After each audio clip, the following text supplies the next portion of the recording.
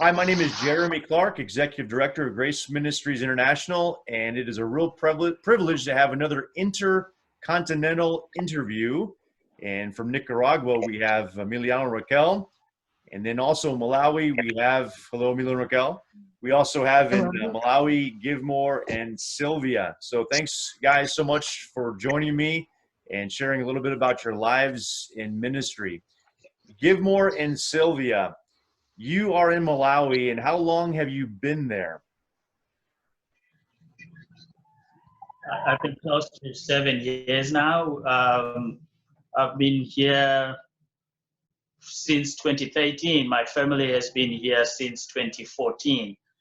But I think we started ministry 4 years after that. Now, Givemore and Sylvia, you're not from Malawi, of course, because that's why you had to move there, but where are you from originally? We are both from Zimbabwe. And if you can give us some sort of idea, how far away is Zimbabwe from Malawi? I mean, to a lot of people, those are just names, and maybe you can tell us a little bit about the distance and how far you would have had to have traveled to get there. Zimbabwe is to the south of Malawi, and by bus we travel an average of 2 days. But with driving, we can make it in about 14, 15 hours, thereabout. And Givemore and Sylvia, you also have some children. Maybe you can tell us about them. We have 4 children. Tasha Naj will be turning 21 next month. And Heather will be turning 18 this November. There is Ash Berag, who is 11, and Jay Nathan, who is 7. 3 girls, 1 boy. You have a beautiful family. I've had the privilege to meet them, and they're wonderful children that you guys have raised. Great job. Thank you. Thank you. So you guys are serving in the capital of Malawi, Lilongwe, with the missionary team there. Emiliano and Raquel, you're not from Nicaragua either, and where are you from? Well, we are Emiliano and Raquel. We are from Costa Rica. It's a country in the south part of Nicaragua. We are from them. We grow up in a great church in Costa Rica. And in that great church, they have the idea to go to other countries, to go with the great gospel to the other countries. So that's why we are here in Nicaragua. Yeah. So in Nicaragua, I'm sorry, go ahead. Yeah. In Central America. So where are you in Nicaragua? Nicaragua is a big country. What part of Nicaragua are you serving in? We're in the northwest side of Nicaragua. Like in the middle. In the middle, very close to the ocean. The name of the city is like a city, but it's not looks like a city. It's more like a town. It's Nagarote. It's a nice place, very rural, very simple. The people lifestyle is more calm. Yeah, we are in León. This is the state that we are working since 6 years ago. Yeah. So you moved there 6 years ago. Now tell us how you met and why you decided to get married. I think this would be a real encouragement for people to hear a little bit about those decisions and that process the Lord took you through. Well, we grew up in the church, so we met each other since we were kids. But then when we grew up, we started looking for serve the Lord. So Milo was a leader in the youth group. And I had like an internship in Bolivia trying to be a missionary. And when I returned, you were there. So you invited us to serve in a missionary trip. So it was a team. We just come to Nicaragua to make a short time missionary trip. And during that week, we started talking with each other. And it was very nice because we had the same interest about serving the Lord.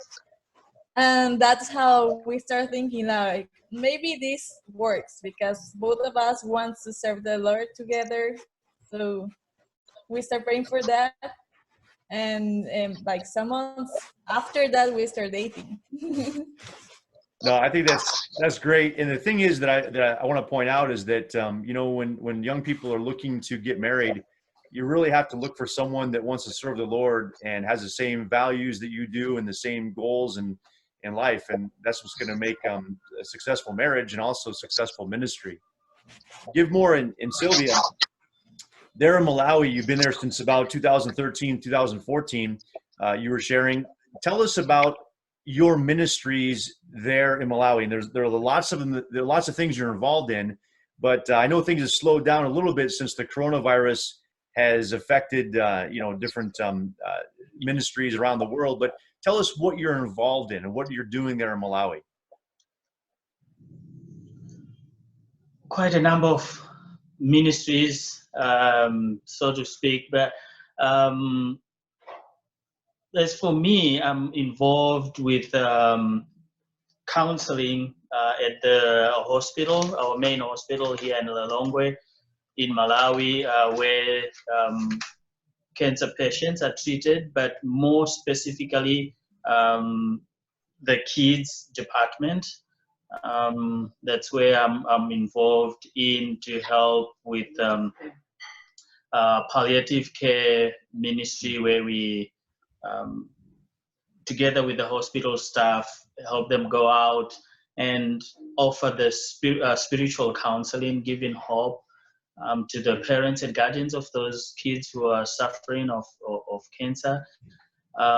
Mainly because our son is receiving treatment at the same hospital. So it was laid on our hearts by God to take a step further, to help these different parents in Malawi who come from very, very poor, stricken places and villages, and there is a lot of superstition associated with this disease. So we accepted this calling by God to step in and help in together with the hospital staff while they do the help them medically. We help them spiritually, and also involved with the hospital is I go there also as a chaplain to minister to those who are in the hospital. Like I said, in the palliative care, we go out in the villages to meet those people who are in the villages, but yet they have children suffering of cancer. And I'm also involved with a ministry of men, teaching men here in Malawi, in Lilongwe, from our churches here in Lilongwe, to be godly men at home and also in their workplaces, and that keeps me busy. Most of the weekends, like tomorrow, I'm involved with teaching some Bible classes at the Bible school here in Lilongwe that our missionary team is running. But Sylvia is involved with ladies from different backgrounds and from different areas. One group she's working with is from a village where she conducts Bible studies with them, which is very exciting for her because of all the groups that she works with. This particular group from the village, though their education levels are very low, but they surpass all other groups in scripture memorizing, and that's quite exciting. They internalize the word of God and compete with one another, as it were, to internalize the word of God. And the other groups that Sylvia works with is single mothers, those ladies whose husbands passed away or they were divorced, for this reason or the other, but they were left with the kids to take care of them. So Sylvia walks alongside with them to help them. And there is also another group of ladies that Sylvia works with from the church, where she helps them run small businesses through making peanut butter and selling their wares in their communities, and make some money to help the church and also to help their families. And there's also another group of, at first it was like Zimbabweans married to Malawians, but now it's more like foreigners, women in Malawi. I help them with village banking, just to help them with finances and storing groceries for future use, which is very exciting for me, because like now with this pandemic that is on us now, at least they can store something for future use. They are storing food for future use, so it is very good for me. It's very exciting. I know that Give More, you also travel around the country with an evangelism team, and you also work with local pastors and help them, with their pastoral ministries as well. And I know you guys are awfully busy. I do want to ask you, and we've all been praying for your son Jonathan, who has leukemia and is going through treatments right now. How is he doing? How is Jonathan doing? Yes. Oh yeah, he's doing better, but it's always a roller coaster kind of thing with him, because we can report him doing well today or now, and the next hour his health just takes a different turn, and we are rushing him to the hospital, and things just keep turning. Like, is it 2 nights ago? We actually had to rush to the hospital midnight. And some of which are the chemotherapy effects, side effects of the chemotherapy. Yeah. So yeah, with Jonathan, it's difficult to say, oh, he's fine, and oh, he's not feeling well, because his health is up and down, and it takes sharp turns that surprises us now and again. Well, the way you as a family have handled his situation has inspired a lot of people, because of the way you persevered and you continue to put your faith in the Lord and trust him. And we're thankful for that testimony and that encouragement you provided to a lot of us. So thank you for that. Thank you. Milo and Raquel, you guys have a real passion for developing leaders, like most missionaries would.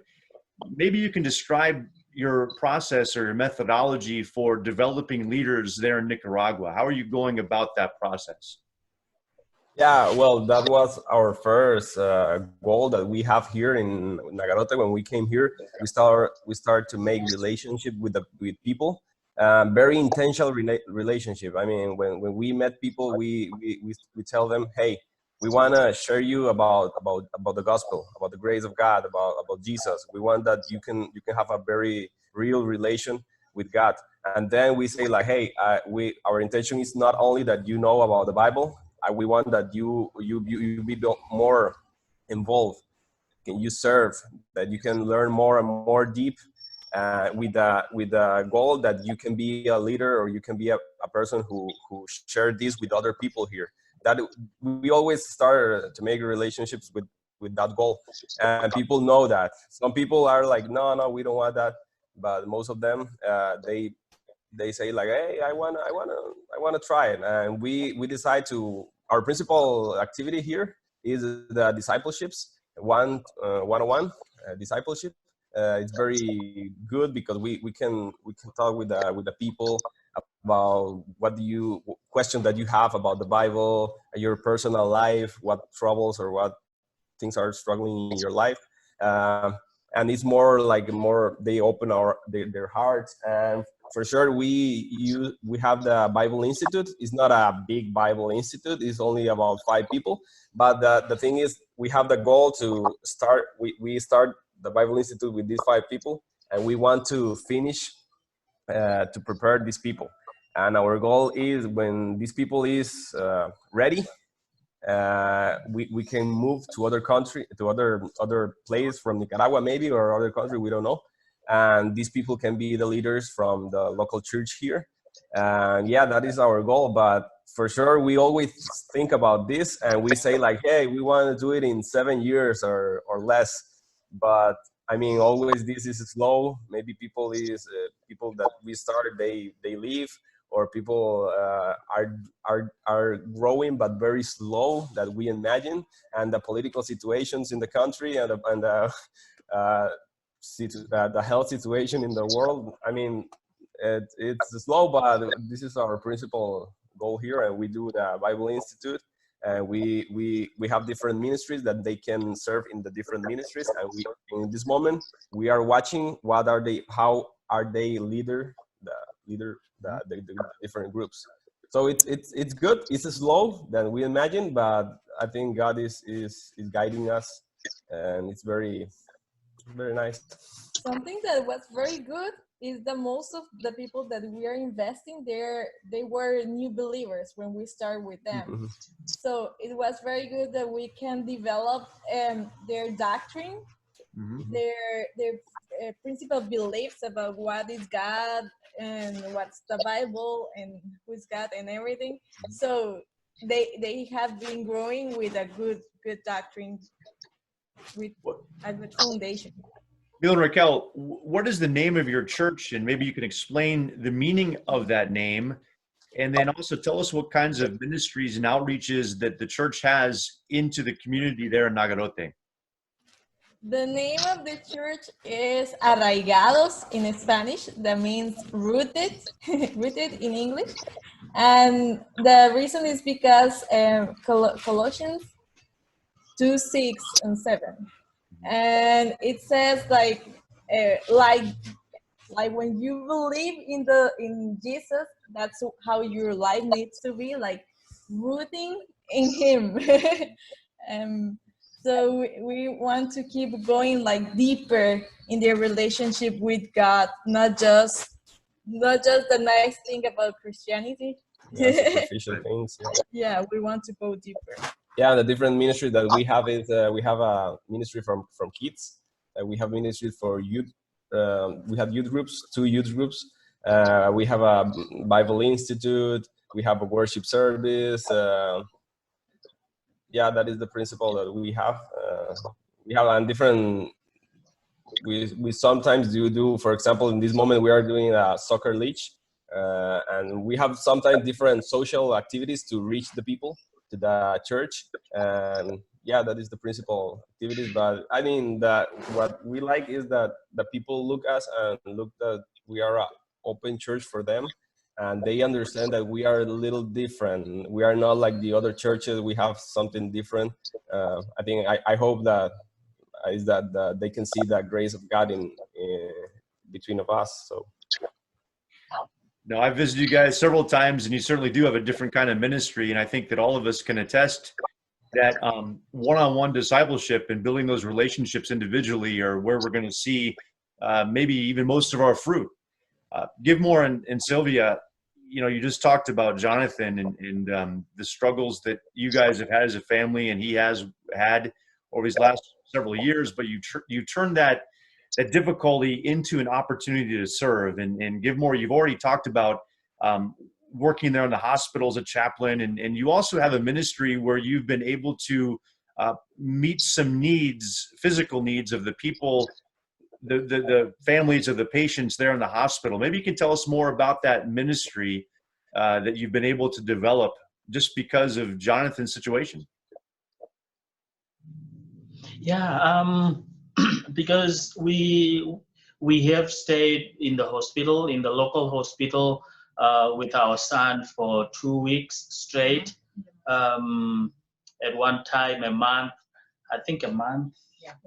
Yeah. And let me interrupt you right there. Maybe before you talk, just give people an idea. Give people a picture of what it's like to stay in the hospital. What are the conditions of the hospital that you stayed in for those 2 weeks to a month? I think this is incredible, and it'd be good for people to understand the context.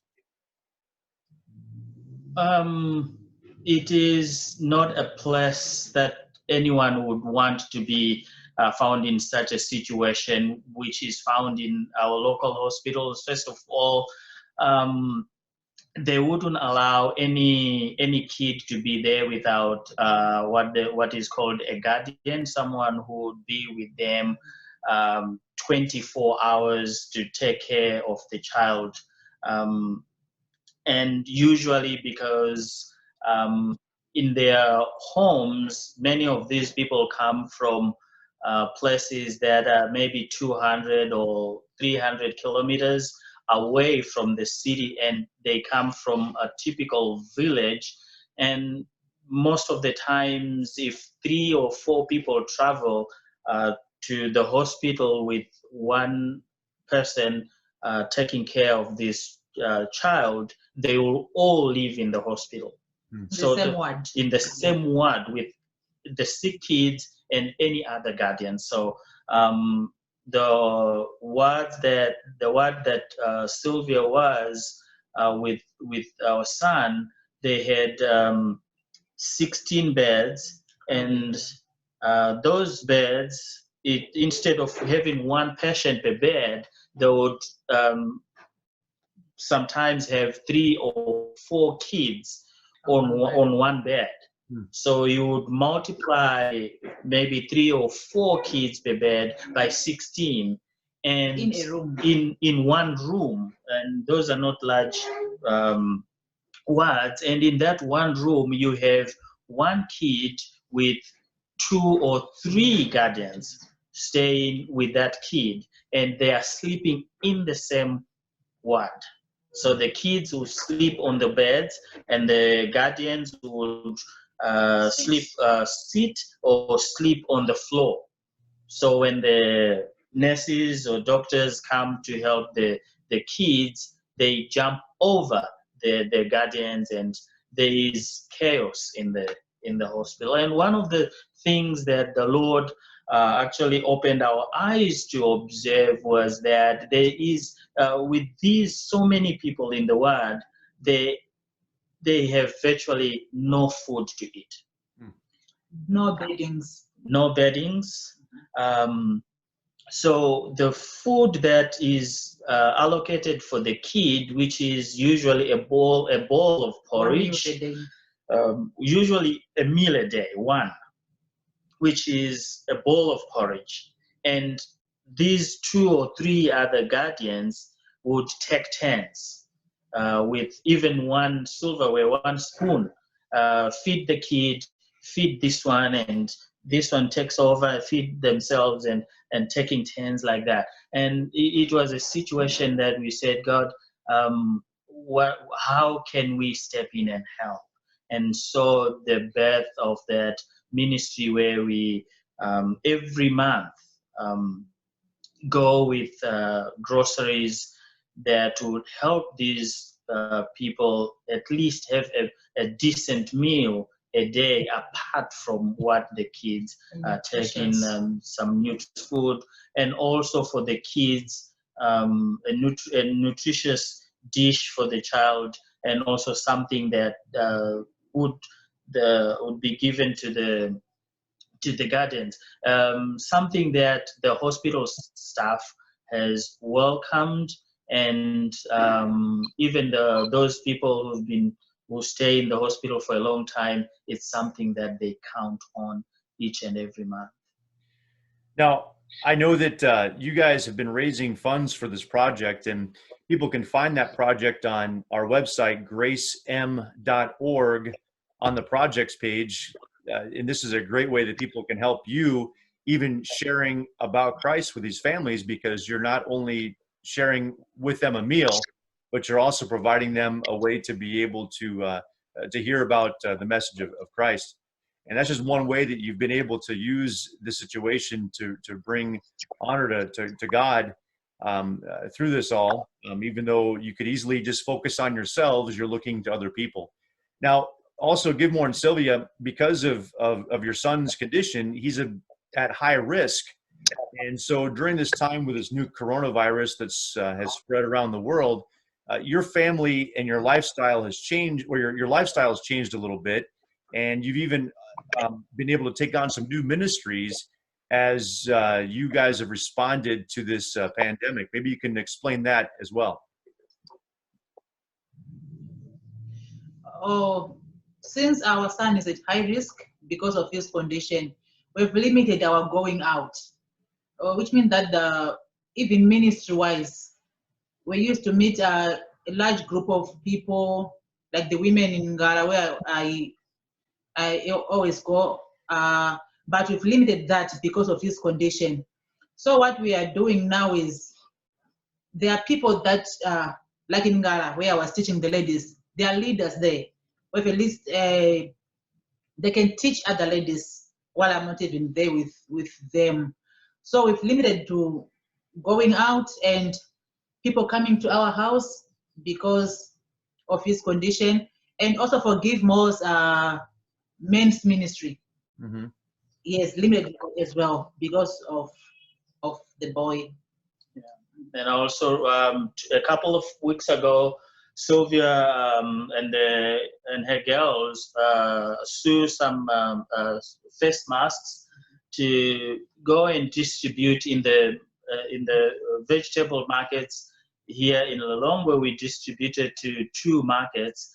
The reason being that there is a lot of people that meet these markets. There are crowds of people who meet usually in the morning and around 4 or 5 when people want to buy stuff for their supper. And so to contribute meaningfully to our society, these masks were given to the chiefs, the ones who oversees the markets, and also the chairman of the market, and we distributed the face masks together and a tablet of soap to go with that, and they appreciated so much. And one of the pastors talked to us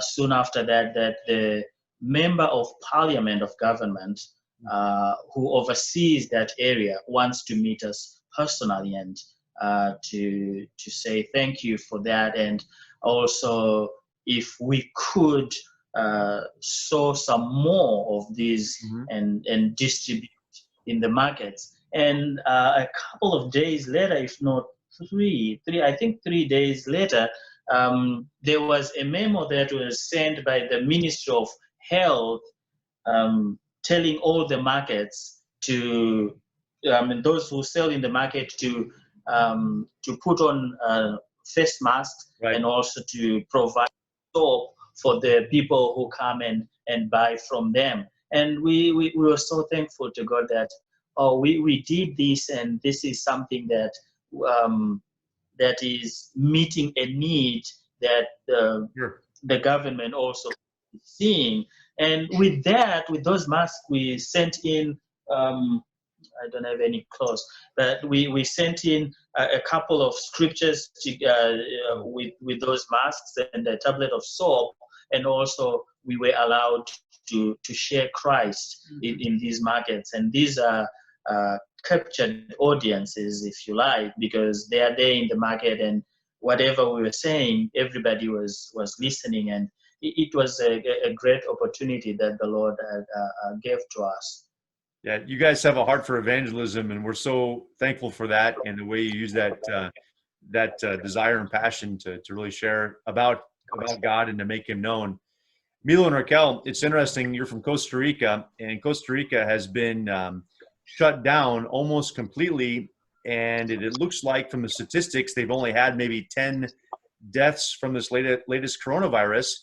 And then in Nicaragua, it looks like there's about the same number of deaths, and it's kind of hard to really tell. But Nicaragua has done very little in terms of shutting down the economy or the country.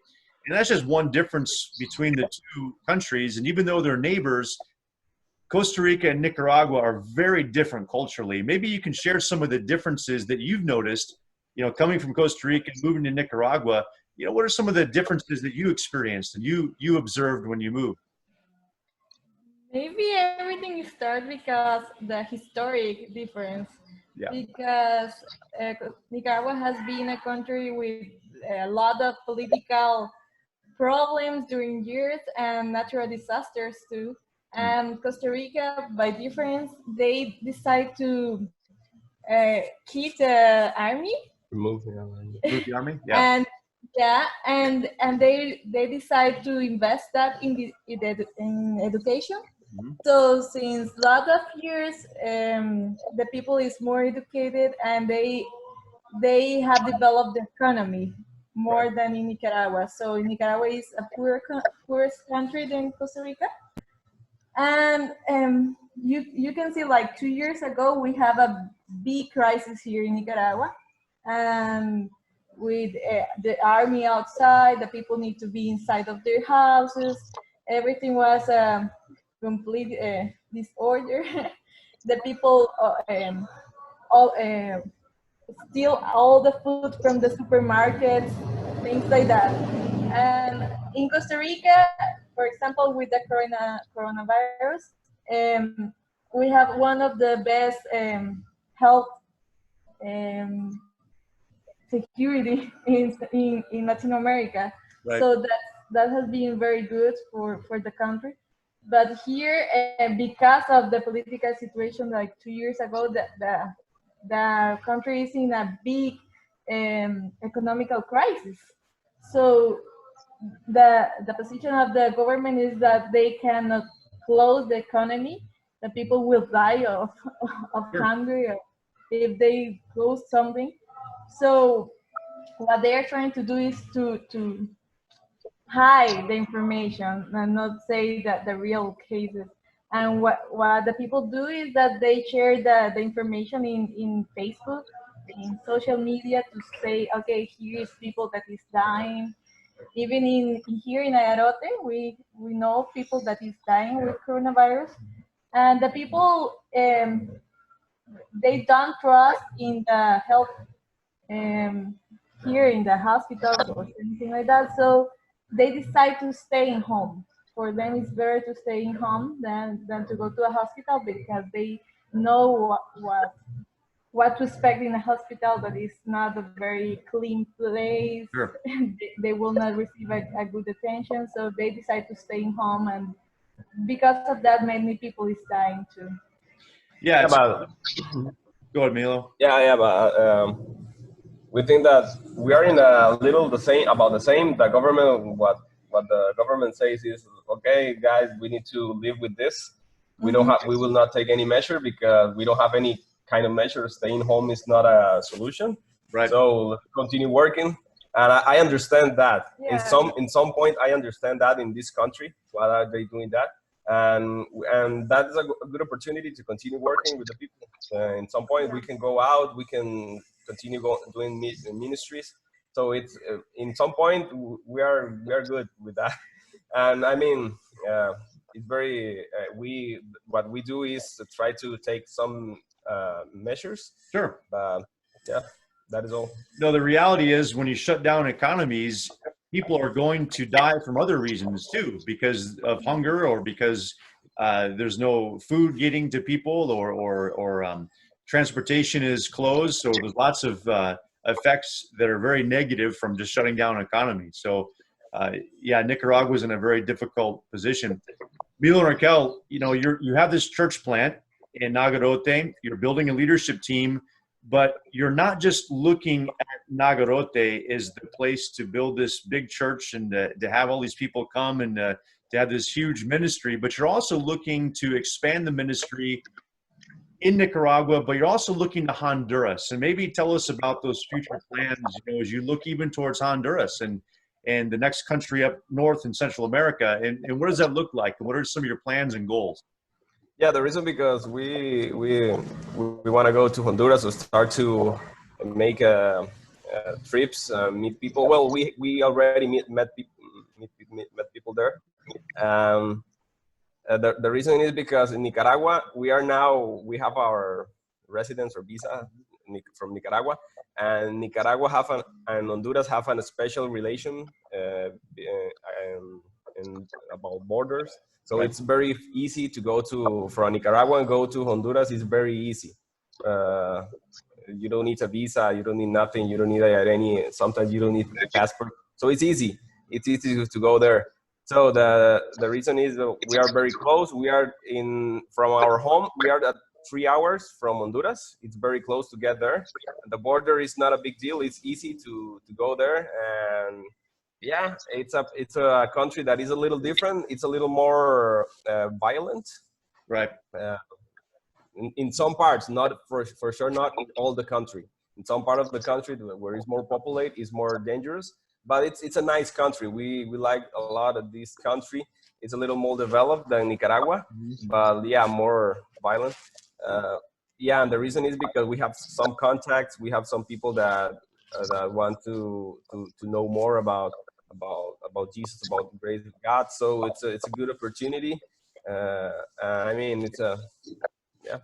Yeah, the reason because we comes to Nicaragua was because God gave us people interest to learn more about the Bible and about Jesus.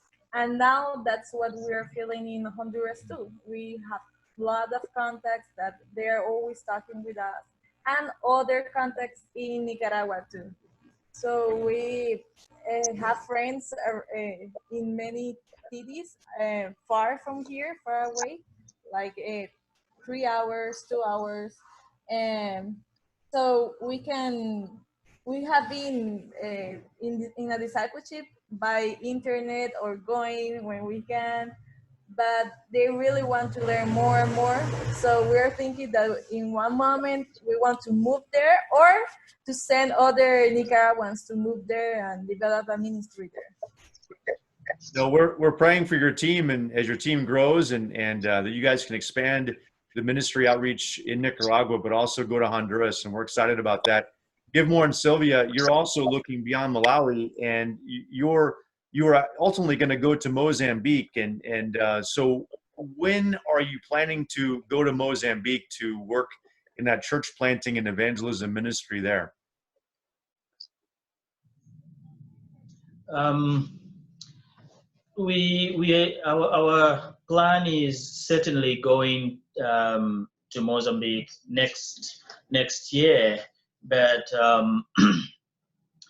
why we are thinking of next year is because everything is revolving about the health of our son, and which he finishes his chemo treatment next year in April.